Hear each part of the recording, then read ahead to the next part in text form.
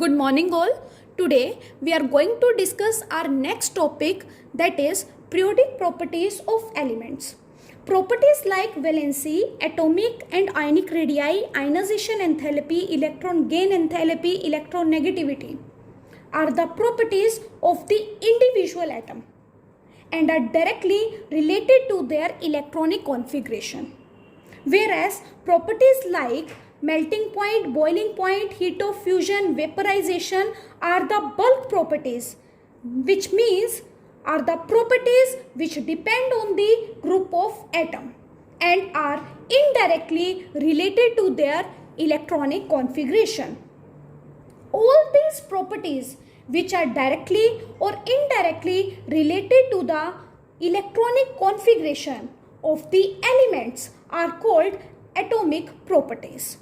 Since the electronic configuration of the elements are the periodic function of their atomic numbers, that is, get repeated after certain regular intervals. Therefore, these atomic properties are also known as periodic properties.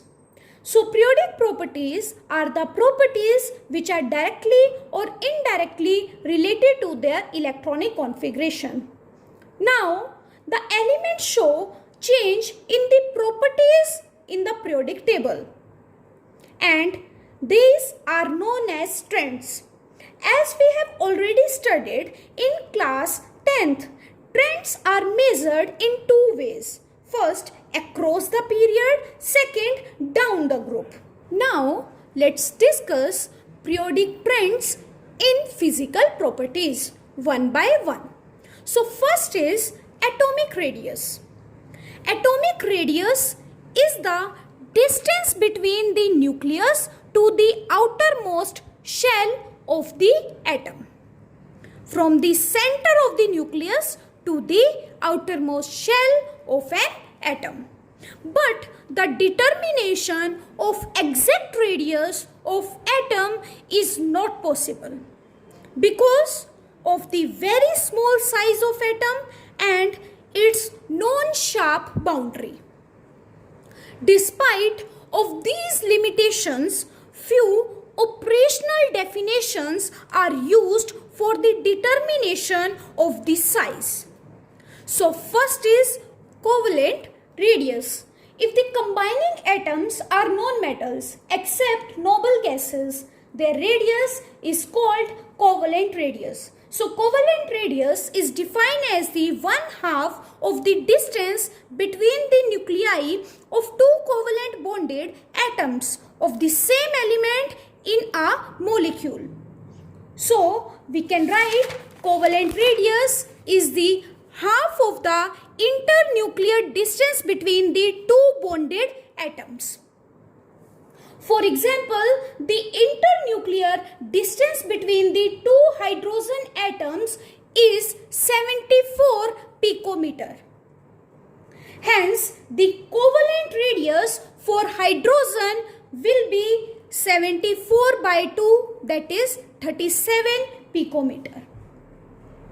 Second is van der Waals radius. In case of noble gases, the atomic radius is called van der Waals radius, and van der Waals radius is defined as the half of the internuclear distance between adjacent atoms of the two neighboring molecules in the solid state. For example, this radius is known as covalent radius and this radius is known as van der Waals radius. In case of hydrogen, this radius is 240 picometer. So, van der Waals radius will be 1 by 2, 240, that will be 120 picometer. Next is metallic radius. In case of metals, the atomic radius is known as metallic radius and it is defined as the half of the distance between the nuclei of two adjacent metal atoms in the metallic crystal lattice. In general, van der Waals radius is higher than metallic radius, whereas metallic radius is higher than covalent radius. Now, let's do one question, that is why van der Waals radii is always larger than covalent radii. Now, as you know, in the covalent radius or in the formation of covalent bonds, overlapping of electron cloud takes place. Hence, nuclei come close, while in the van der Waals radii there is a distance of separation which account for the fact that van der Waals radii is larger than the covalent radii. Next is variation of atomic radii along the period or the group. As we move from left to right in a period, atomic radii will decrease due to increase in nuclear charge. And what is nuclear charge? Nuclear charge is the attraction of positive charge protons towards electrons. Nuclear charge is the attraction of positive charge protons towards electrons. Now, as we move left to right in the period, nuclear charge will increase. Due to increase in nuclear charge, the force of attraction between the nucleus and the outermost electron will increase. So, atomic radii will decrease. But as we move down the group, the number of shells increases. And due to increase in number of shells, the force of attraction between the nucleus and the electron will decrease. And due to decrease in force of attraction, the atomic radii will increase. So I am repeating again, as we move left to right in the period, the atomic radii decreases due to increase in nuclear charge. As the nuclear charge will increase, the force of attraction between the nucleus and the outermost electron will also increase. And due to this, the atomic radius along the period will decrease. But as we move up to down in the group, the number of shells increases, and due to increase in number of shells, the attraction between the nucleus and the outermost electron will decrease, and due to decrease in force of attraction, the atomic radius will increase. And in case of ions, the radius is called Ionic Radius. And Ionic Radius is defined as the distance between the cation and anion in the ionic crystal. And in this, the internuclear distance is equals to the sum of radii of cation and radii of anion. Size of cation is always smaller than its parent atom. Why? Because as we know, cation is formed by the loss of electron. For example, in case of sodium, if sodium lose its one electron, then it will form Na positive. And as you know, sodium atomic number is 11 and it consists of 3 shells. Whereas after the removal of one electron, it consists of only 2 shells. So we can say, due to the removal of one electron, the number of shells has been decreased, and due to decrease in number of shells, the size of an cation has been decreased. So due to this, the size of the cation is always smaller than its parent atom. Size of the anion is always larger than its parent atom. For example, when fluorine accepts one electron, it will convert into F negative. Now, as we know, the atomic number of fluorine is 9. Means, then it will going to have 9 protons and 9 electrons. whereas in F negative the number of protons are 9. But due to the addition of this one more electron, it will going to have 10 electrons. So, due to increase in number of electrons or due to the presence of less number of protons, the effective nuclear charge will decrease, and due to decrease in nuclear charge, the force of attraction will also decrease. Hence, the radius of the anion is always larger than the parent atom. And ionic radii show same trend in the periodic table as shown by the atomic radii, that is decreases across the period and increases on moving down the group. And next is isoelectronic species. Isoelectronic species are those which have same number of electrons. For example, O2 negative, F negative, Na positive, Mg2 positive, Al3 positive, etc. In case of isoelectronic species, as the nuclear charge will increase, the ionic radii will decrease due to increase in force of attraction. In the isoelectronic species, as the nuclear charge will increase, the force of attraction will also increase, and due to this, the ionic radius will decrease. So we can say ionic radii is inversely proportional to the nuclear charge. Let's take an example of O2 negative, F negative, Na positive and Mg2 positive. O2 negative have nuclear charge +8, F negative have +9, Na positive have +11 and Mg2 positive have +12. As we are moving from oxygen to magnesium, the nuclear charge is increasing.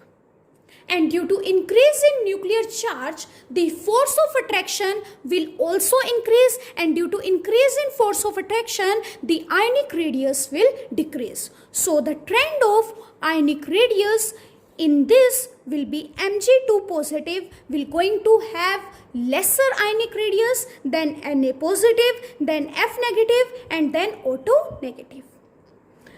Now let's do one question, that is, which of the following species will have the largest and smallest size? And the species are Mg, Mg2 positive, aluminium and aluminium 3 positive. As we know, magnesium and aluminium belongs to same period, and along a period that is left to right, atomic radii decreases. Thus, we can say aluminium is having less size than magnesium. Further, we also know the size of the cation is smaller than its parent atom. So, the cation of magnesium is Mg positive. So, we can write directly Mg2 positive will going to have smaller size than Mg. And aluminium cation is Al3 positive. So we can write aluminium 3 positive will going to have lesser size than aluminium. And we can directly write aluminium 3 positive will going to have smaller size than aluminium, and then Mg2 positive and then Mg. Or we can do by another method. Al3 positive and Mg2 positive both are isoelectronic species having 10 electrons. But if we will see the nuclear charge, aluminium is having nuclear charge +13 and magnesium is having nuclear charge +12. And as we know, if nuclear charge will be more, ionic radius will be less. If nuclear charge will be more, ionic radius will be less. So, Al3 positive will going to have lesser size than Mg2 positive. And according to these 2 points, the trend is aluminium 3 positive is less than aluminium, and it is less than Mg2 positive, which is less than Mg. So Al3 positive will going to have smallest size and Mg will going to have largest size. Our next periodic property is ionization enthalpy. Ionization enthalpy is the amount of energy required to remove the electron present in the outermost valence shell of isolated gaseous atom to form isolated gaseous cation. Ionization energy will always be positive. The ionization enthalpy can be represented in kilojoule per mole or kilocalorie per mole or electron volt per atom. 1 electron volt per atom is equals to 96.49 kilojoule per mole or 23.06 kilocalorie per mole. Ionization enthalpy increases on moving left to right across the period. As you know, when we will move left to right across the period, the atomic size decreases due to increase in the nuclear charge, and due to increase in nuclear charge, the force of attraction between the nucleus and the electron will also increase. Then more amount of energy is required to remove the outermost electron.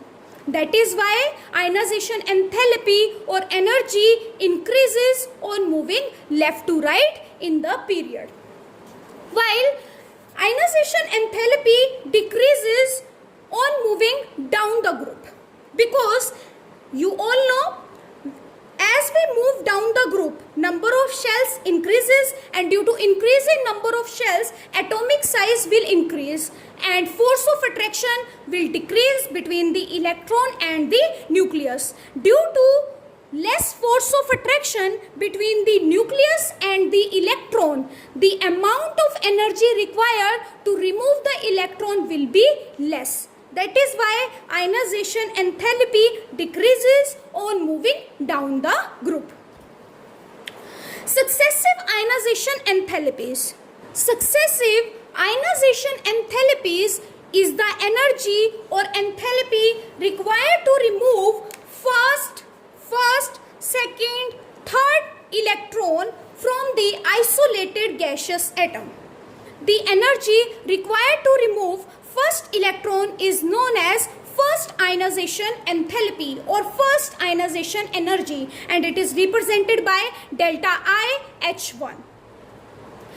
And to remove second electron, the energy required to remove second electron is known as second ionization enthalpy or energy, and it is represented by delta I H2.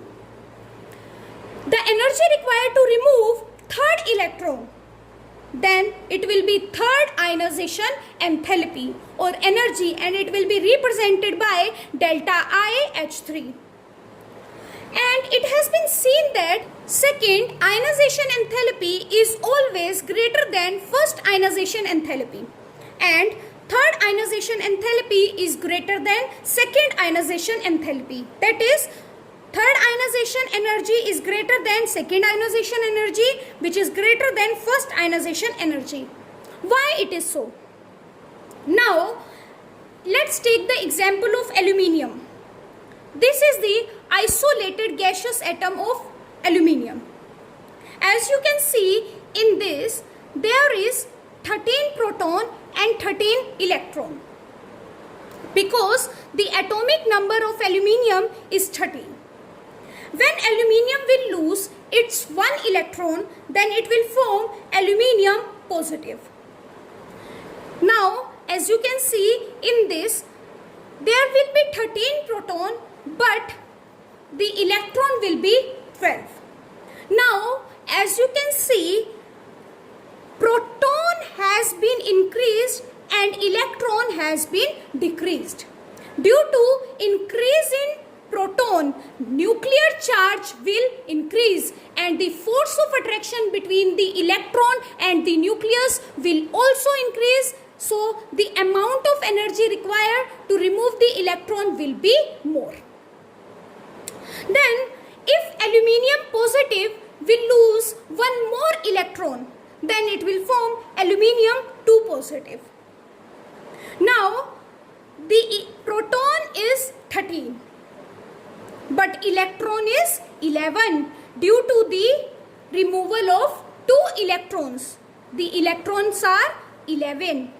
Now again, as you can see, the protons are more, electrons are less. Due to the larger number of protons, nuclear charge, effective nuclear charge will increase, and due to increase in nuclear charge, the force of attraction between the nucleus and the electron will also increase. Then more amount of energy is required to remove the second electron than the first. Now if aluminium 2 positive will lose one more electron, then it will form aluminium 3 positive. Now in aluminium 3 positive, the number of electrons are 10 and number of protons are 13. Now again, due to increase in number of protons, the nuclear charge will increase. Then force of attraction between the nucleus and the outermost electron will be more. Then due to more force of attraction, the more amount of or largest amount of energy is required to remove the third electron. That is why third ionization enthalpy is more than second ionization enthalpy, and second ionization enthalpy is more than the first ionization enthalpy. Now let's see factors affecting ionization enthalpy. So first factor is size of atom. More is the atomic radii, less will be the force of attraction between the electron and the nucleus, hence less amount of ionization energy or enthalpy is required to remove the electron. So we can say ionization enthalpy is inversely proportional to the size of atom. Second, charge on nucleus. In general, if more is the charge on nucleus, then more will be the force of attraction between the nucleus and the outermost electron, then more amount of ionization energy is required to remove the electron. Third is penetration effect. Penetration effect means the ability of electron coming close to the nucleus. The orbitals which are close to the nucleus will experience higher nuclear charge. So the penetration effect will also be more. The penetration power for various orbital can be given as S, P, D and F. Therefore, for a given shell, if we want to take out electron from S orbital, it will require more energy than to take out electron from P, because S is more closer to the nucleus than P. Fourth is screening effect or shielding effect. Screening or shielding effect means the electron of the inner shell, like this, these are the inner shell. The electrons present in the inner shell shield or screen the outermost electron from the attractive pull of the nucleus. Means they will protect the outermost electrons from the attractive pull of the nucleus. This effect is called shielding or screening effect. In general, greater the number of electrons present in the inner shell, greater will be the shielding effect and easier will be the removal of electron from its outermost shell, or you can say valence shell. Fifth, electronic configuration. Electronic configuration, most significant parameter which determine ionization enthalpy. Electronic configuration is the most significant parameter which determines ionization enthalpy. In general, any element having exactly half-filled or exactly fully filled configuration is more stable, hence it is difficult to take out electron from them because of their stability, and their ionization energy will be high. Now let's do one question based on this. Why ionization enthalpy of alkaline earth metals is high? As you know, alkaline earth metals possess fully filled electronic configuration, and fully filled electronic configuration is having higher stability. So due to the presence of fully filled electronic configuration, the large amount of or more amount of energy is required to remove the electron. That is why ionization energy of alkaline earth metals is high. Now please try to do this question: why potassium and cesium are used in photoelectric cells? So that's all for today. Have a nice day ahead.